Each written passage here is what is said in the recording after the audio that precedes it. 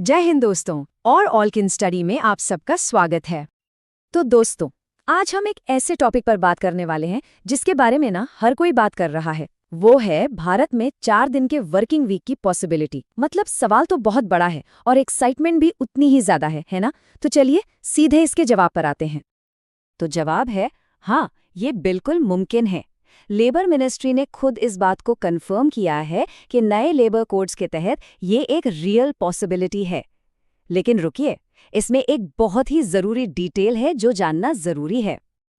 और ट्विस्ट ये है कि वो जो 3 दिन की छुट्टी मिलेगी ना, उसके लिए रोज के काम के घंटे 12 तक जा सकते हैं।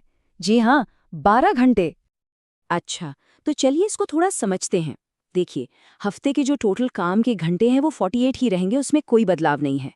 ये जो नया सिस्टम है ये बस फ्लेक्सिबिलिटी देता है कि इन घंटों को पूरा कैसे करना है। मतलब या तो 4 दिन 12-12 घंटे काम कर लिया जाए या फिर 5 दिन लगभग 9.5 घंटे। आखिर में टोटल काम उतना ही रहेगा। तो सवाल ये उठता है कि आखिर ये बदलाव हो क्यों रहा है। असल में ये सब भारत के लेबर लॉज में हो रहे एक बहुत बड़े रिफॉर्म का हिस्सा है। देखिए, पहले क्या था ना, हमारा पूरा सिस्टम 29 अलग अलग सेंट्रल लेबर लॉज पर चलता था और ये कानून अक्सर बहुत कॉम्प्लेक्स होते थे। तो जाहिर है कंपनियों के लिए इन सबको फॉलो करना काफी मुश्किल हो जाता था। और ये जो बदलाव है ना, वो यहाँ एकदम साफ दिखता है।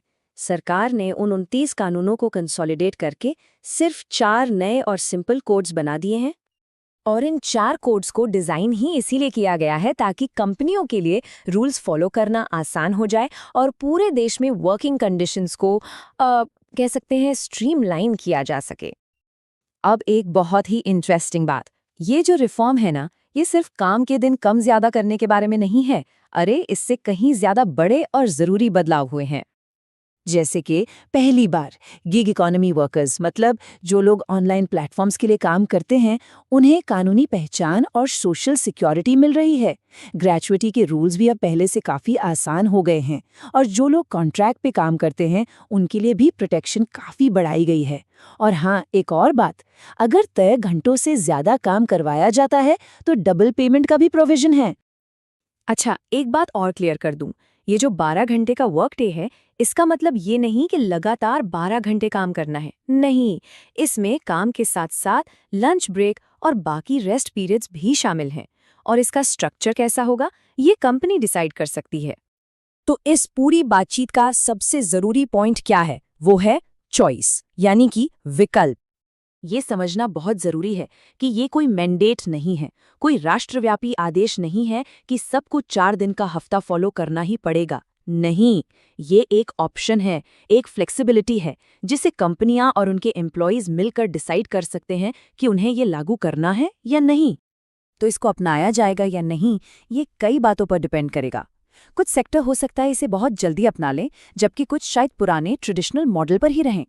ये सब कुछ आखिर में कंपनी की पॉलिसी, स्टेट गवर्नमेंट के रूल्स और हाँ, काम किस तरह का है यानी इंडस्ट्री के नेचर पर भी डिपेंड करेगा। तो आखिर में ये एक बहुत ही दिलचस्प ट्रेड ऑफ सामने लाता है। एक तरफ है लंबे काम का दिन और दूसरी तरफ है एक लंबा वीकेंड। अब दोनों के अपने फायदे हैं, अपने नुकसान हैं और चुनाव इस बात पर निर्भर करेगा कि लोगों और इंडस्ट्री की ज़रूरतें क्या है। तो ये देखना वाकई काफ़ी दिलचस्प होगा कि इंडिया की कंपनियां और यहाँ के कर्मचारी आखिर चुनते क्या हैं। ऐसी ही जानकारी के लिए सब्सक्राइब कीजिए ऑल कैन स्टडी को। धन्यवाद। चलिए नेक्स्ट वीडियो पर मिलते हैं।